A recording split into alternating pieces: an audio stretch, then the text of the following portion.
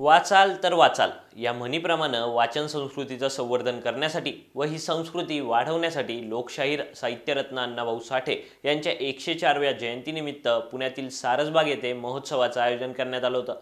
महापुरुष अभिवादन कृती समितीच्या वतीनं या वाचन संस्कृती संवर्धन महोत्सवाचं आयोजन करण्यात आलं होतं।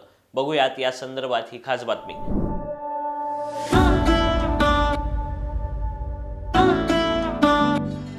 महापुरुषांच्या जीवनामध्ये साहित्य आणि पुस्तक वाचन हा भाग अविभाज्य आढळतो।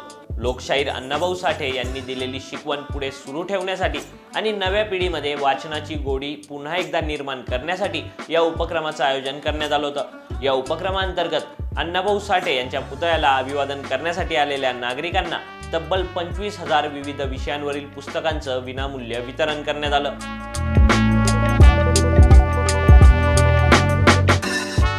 लोकसेवा प्रतिष्ठानचे संस्थापक अध्यक्ष व माजी आमदार दीपक पायगुडे यांच्या संकल्पनेतून आयोजित करण्यात आलेल्या या कार्यक्रमाला राज्याचे उच्च व तंत्रशिक्षण मंत्री चंद्रकांत पाटील, लायब्ररी मॅन अशी ओळख असणारे प्रदीप लोखंडे, लोकसेवा प्रतिष्ठानच्या शिक्षण विभागाचे संचालक प्राध्यापक नरहरी पाटील यांच्यासह राजकीय, सामाजिक, सांस्कृतिक क्षेत्रातील अनेक मान्यवर उपस्थित होते।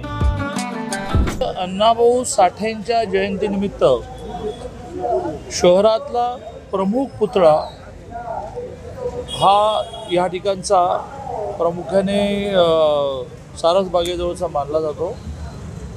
त्या पुतळ्याला हार अर्पण करण्याच्या प्रमाणे आज शहरामध्ये किमान 1000 मंडळांनी अण्णाभाऊ साठेंची जयंती साजरी करायची ठरवली आहे। त्यातल्या 20-22 ठिकाणी तर मी जाणारच आहे। त्यामुळे अण्णाभाऊ साठेंच्या जयंतीनिमित्ताने त्यांच्या स्मृतीस अभिवादन करतो। मी माजी आमदार आमचे दीपक भाऊ आणि मनसेचे माजी नगरसेवक श्री गवळी त्याचं कौतुक करेन। त्यांनी आता गेल्या 2-3 वर्षामध्ये प्रत्येक जयंती पुण्यतिथीला 1 लाख लोकांना मिसळ, 1 लाख लोकांना ताक असा दर्शनाला येणाऱ्या भाविकांची काही व्यवस्था केली आहे। आजही त्यांनी काही हजार लोक मिसळ गेली, सकाळपासून म्हणजे 7,000 झाली, काही हजार लोकांना मिसळ फ्री करण्याचा कार्यक्रम केला आहे। मी त्यांचं अभिनंदन करतो। ॲडिशनली त्यांनी 20,000 पुस्तकं गोळा केली। मिसळ खायची, पाहिजे ते एक पुस्तक भेट म्हणून घेऊन जायची, असा एक अनोखा उपक्रम केला आहे। सगळ्यात महत्त्वाचं बघा, इथे स्वप्नीलजी सारखे तरुण जोपर्यंत काम करतायत आणि त्याला दीपकजी आणि सुनीलजी आणि ह्यांच्या सगळ्या लोक जेव्हा त्यांच्यावरती आशीर्वाद देत आहेत तेव्हा ही संस्कृती निश्चित होत जाणार आहे। आणि मला परत असं मला आत्ताच तो सांगत होता, ते सगळ्यात महत्त्वाचं ते असं आहे की हे एकाच दिवशी आपण करण्याच्या ऐवजी आता रोज करायचं। आणि ह्या वर्षी आपण ठरवतोय असं, यांनी आत्ताच प्रॉमिस असं केलेलं आहे की यावर्षी 25,000 पुस्तकं आपण गोळा करणार आणि लोकांच्या हातात देणार। आणि शेवटी वाचन संस्कृती जिवंत कधी राहणार आहे, जेव्हा तुम्ही एखाद्याच्या हातात पुस्तक देणार आणि त्यांनी नुसतं पुस्तक जरी उघडलं तरी आपण सगळे कृतार्थ आहे, कारण तिथून ती सुरुवात झालेली असणार आहे। सगळे वाचणार आहेत का तर निश्चित नाही, सगळ्यांनी वाचावं का तर निश्चित नाही। हे कडवट वाक्य असलं तरी ही रियालिटी आहे, पण ज्याला वाचायचे त्याच्या हातापर्यंत पुस्तक गेलं पाहिजेत, ही आपल्या सर्वांची जबाबदारी आहे। हजारो लोक ह्या भारतामध्ये वाचन संस्कृतीसाठी अतिशय उत्कृष्ट काम करतायत। जे कोणी म्हणतायत त्यांना मला फक्त एकच विनंती आहे की निगेटिव्ह वाक्य वापरू नका। ते निगेटिव्ह वाक्य हे की कुणीच वाचत नाही असं कसं शक्य आहे, असं नाही आहे। हे जिवंत आहे, हे जिवंत राहणार आहेत। आणि मी परत म्हणतोय, असे तरुण जे काम करतायत आणि हे जसं त्यांना सहकार्य करतायत त्यामुळे हे वाढतच जाणार आहे। आणि पुढच्या वर्षीचा आमचा प्रॉमिस आहे 25,000 पुस्तकं 25,000 वाचकांच्या हातात देणार, हे ठरलं। जे का रंजले गांजले त्यासी म्हणे जो आपुले, तोची साधू ओळखावा, देव तेथीच मानावा, देव तेथीच मानावा। अरे काय ज्ञानियांचा राजा, एका वाक्यात ज्ञानेश्वरांचं ज्ञानियांचा राजा। आणि रामदासांनी म्हटलेलं एका वाक्यामध्ये, मना सज्जना मना सज्जना। अशा प्रकारची मोठी माणसं या देशामध्ये संत छत्रपती राजे महात्मे होऊन गेले, त्यांची कृती या माध्यमातून दीपकराव करतायत। त्यांना मनपूर्वक शुभेच्छा देतो भविष्यकाळामधल्या या कामासाठी।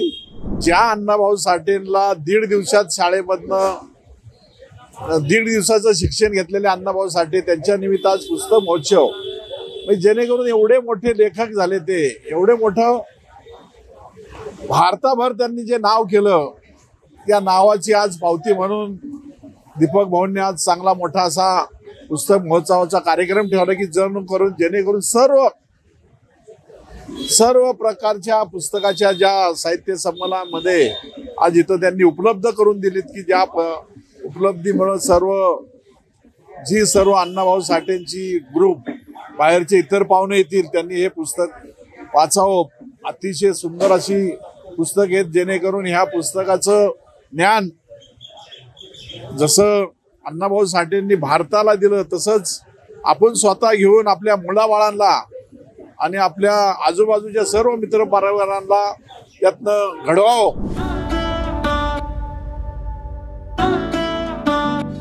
जयंतीनिमित्त लोकशाहीर अण्णाभाऊ साठे यांच्या पुतळ्यास अभिवादन करण्यासाठी येणाऱ्या नागरिकांसाठी यावेळी एकता मिसळचं आयोजन करण्यात आलं होतं.